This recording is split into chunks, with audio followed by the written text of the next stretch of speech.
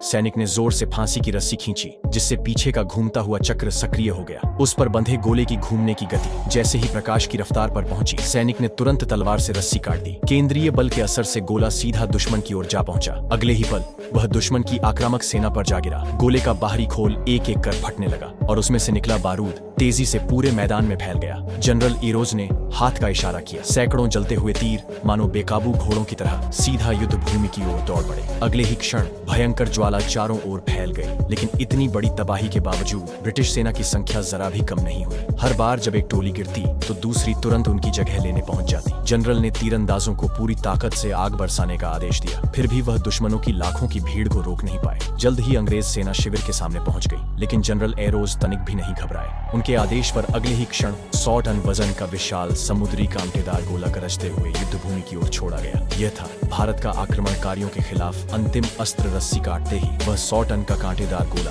तलवार की धार की तरह सीधा युद्ध भूमि में उतरा। विशाल ब्रिटिश सेना का पूरा शिविर क्षण भर में तहस नहस हो गया। इस दौरान सैनिक बस यही सोच रहे थे कि काश उनके माँ बाप ने उन्हें 2 और टांगें दी होती, क्योंकि एक पल की देरी का मतलब था कांटों से छलनी होना। अपने सिपाहियों को चीखते चिल्लाते देख जनरल सांगबियो गुस्से से कांप उठे। उन्होंने तुरंत तोपखाने को आदेश दिया कि भारतीय सेना पर लगातार बमबारी की जाए। आधुनिक हथियारों की बौछार से अंग्रेजों का मनोबल फिर लौट आया।